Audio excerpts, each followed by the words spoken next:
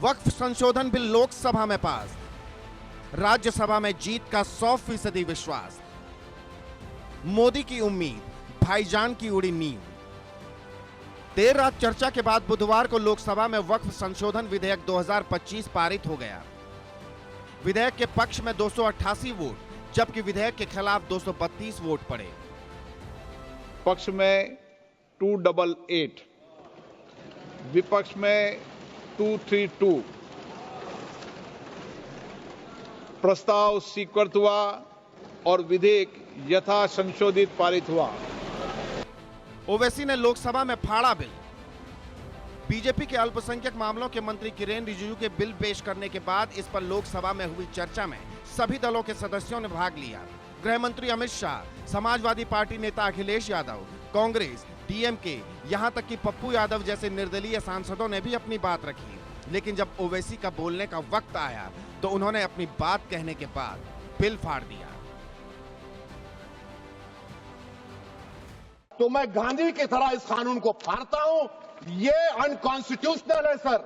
इस देश में झगड़े पैदा करने का काम बीजेपी करना चाहती है मस्जिद और मंदिर के नाम पर। इसीलिए मैं इसका कंडेम करता हूं और मैं आपसे गुजारिश करता हूं कि मैंने अपने 10 अमेंडमेंट दी है, आप इसको कबूल करिए सर। बिल को फाड़ दिया। ओवैसी ने कल प्रोवोक किया, अनकॉन्स्टिट्यूशनल काम किया। वो बिल को नहीं फाड़ सकते। जनता के जनादेश पे चुनी हुई सरकार का बिल था। उस बिल को पे उनको विरोध करने का हक था। वो असहमति व्यक्त कर सकते थे, वोट खिलाफ दे सकते थे, लेकिन बिल फाड़ना अनकॉन्स्टिट्यूशनल है और लोकतंत्र का। वक्फ बिल पर अब राज्यसभा में अग्नि परीक्षा है। बिल को लेकर चर्चा जारी है। वक्फ संशोधन विधेयक 2025 पर राज्यसभा में किरेन रिजिजू ने कहा कि अगर ट्रिब्यूनल में अपना अधिकार नहीं मिलता है तो अब अपील के अधिकार के तहत अदालत में याचिका दायर की जा सकती है। इधर कांग्रेस सांसद सैयद नसीर हुसैन ने कहा कि विधेयक पूरी तरह से झूठ पर आधारित है। हमने ये दरवाजा खोल दिया है। अगर ट्राइब्यूनल में आपका हक नहीं मिला तो आप अपील कर सकते हैं। सिविल रिट आपका अपील करके किसी भी जगह में आपको जाने के लिए क्यों रोका जाना चाहिए? ये बिल टोटली फॉल्सिटी पे है, ये मिस इन्फॉर्मेशन कैंपेन पे है। एक नैरेटिव बिल्डअप करने की पिछले 4 महीने से 6 महीने से कोशिश की गई है।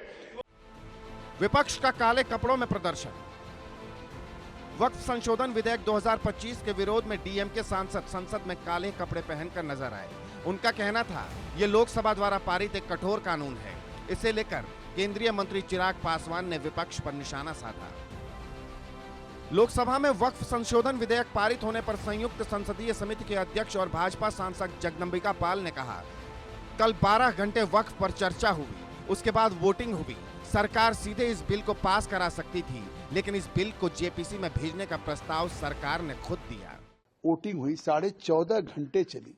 तो कम से कम सरकार इस वक्फ बिल को किस तरह से एक लोकतांत्रिक ढंग से, जिस तरह से ज्वाइंट पार्लियामेंट्री कमेटी को रेफर करने का आग्रह किया स्पीकर साहब से, नहीं तो चाहती तो सरकार अपने 44 अमेंडमेंट्स को लेकर के लोकसभा में भी बहुमत था, राज्यसभा में भी बहुमत था, सरकार सीधे इस वक्फ बिल को पास करा सकती थी। कल ये बिल नहीं पास हुआ, ये देश के लिए उन लोगों के लिए डोर खुला। वक्फ संशोधन विधेयक सभी मुस्लिमों की उम्मीद है।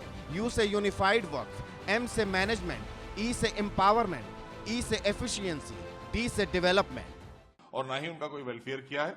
यही लोग हैं, इनसे सबसे संपत्ति वापस ली जाएगी। जो कह रहे हैं कि मस्जिद, दरगाह, इमामबाड़े और कब्रिस्तान ले लिए जाएंगे, नहीं, इनके पास जो है वो ले लिए जाएंगे और उस पर आने वाली आमदनी, उससे मदद की जाएगी दबे कुचले पिछड़े हमारे मुस्लिम समाज के भाई बहनों का।